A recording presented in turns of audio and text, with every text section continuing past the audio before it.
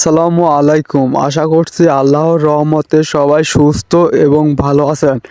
যে যেখান থেকে আজ এই ভিডিওটি দেখছেন সবাইকে অনেক অনেক ধন্যবাদ। প্রিয় ভাইজানেরা, অনেকে কমেন্ট করেন যে ভুট্টা মোটা এবং সবুজ হচ্ছে না, কি সার ব্যবহার করব এবং কত দিনে কি সার ব্যবহার করব। বিষয় নিয়ে কিন্তু অনেক ভাই কমেন্ট করেন। তো তাদের জন্য আজকের এই ভিডিওটি খুবই গুরুত্বপূর্ণ। তো আজ আমরা আমাদের ভুট্টা জমিতে সার দেওয়ার জন্য এসেছি। তো আমরা কী কী সার আমাদের ভুট্টা জমিতে ব্যবহার করছি এবং পাশাপাশি কী কী দানাদার ম্যাগনেসিয়াম দস্তা ব্যবহার করব, সম্পূর্ণ আজ আপনাদের দেখাবো। তো প্রিয় ভাইজানেরা, আপনি যদি আমাদের চ্যানেলে নতুন হয়ে থাকেন অবশ্যই চ্যানেলটি সাবস্ক্রাইব করে পাশে থাকবেন। তো প্রিয় ভাইজানেরা, আপনাদের আজকে দেখাবো আমরা কি কি সার এবং সারের পাশাপাশি কি কি ম্যাগনেসিয়াম দস্তা ব্যবহার করে থাকি। তো ভাইজানেরা, একটি কথা, সঠিক সময় সঠিক বিষ এবং সার যদি আমরা ব্যবহার না করি তাহলে কিন্তু অনেক ক্ষতি হবে, শুধু খরচ বৃদ্ধি পাবে, গাছ সবুজ এবং মোটা তাজা হবে না।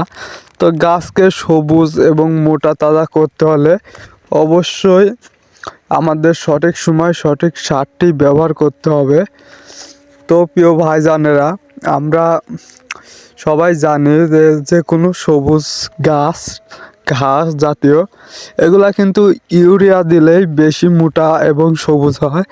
অনেক সময় দেখবেন যে অনেকেই কিন্তু ড্যাপ সার ব্যবহার করে। আসলে ভুট্টার জমিতে ড্যাপ সারের সেরকম কোনো কাজ নেই। ভুট্টার জমিতে ইউরিয়া সারেই বেশি কাজ করে এবং পাশাপাশি আপনাকে কিছু দস্তা এবং ম্যাগনেসিয়াম দিতে হবে। তো আমরা প্রথমে আমাদের যে সার আনছি 11% জমিতে, আমরা 11% জমিতে ব্যবহার করব 13 কেজি ইউরিয়া সার। তো 13 কেজি ইউরিয়ার মধ্যে থেকে আমরা অর্ধেক সার ডিশে ঢেলে নিছি। অর্ধেক সার নেওয়ার কারণ হলো যাতে আমরা যে দস্তাগুলা দেব এইগুলাই অর্ধেক সারে সুন্দর করে মিক্স করব। করার পরে আমরা এই অর্ধেক সার প্রথমে আগে ভুট্টা জমিতে ছিটাবো এবং বাকি যে অর্ধেক সার থাকবে সেটা শুধু সার আমরা ছিটাবো। এটা সুবিধা হলো যে আমরা যদি অর্ধেক সারের সঙ্গে আমাদের দস্তা ম্যাগনেসিয়াম এগুলা যদি আমরা একত্রে সুন্দর করে এরকম মিক্সার করে তাহলে কিন্তু এইগুলা ভালোভাবে মিশ্রিত হবে। তো এভাবে আমরা কী কী দিলাম তো সেই বিষয়ে চলুন বলি। তো আমরা প্রথমে আনছি 11% জমি। 11% জমিতে নিছি 13 kg urea, 1 kg sulphur, half kg হাইগোল, 1 কেজি গোলোজিং আর একটা নিছি জামাম।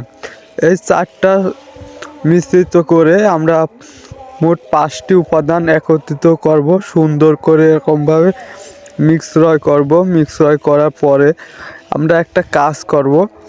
যেহেতু সালফার এটা একটা পাউডার, এই পাউডারটা কিন্তু সারের সঙ্গে ভালোভাবে মিশ্রয় হবে না।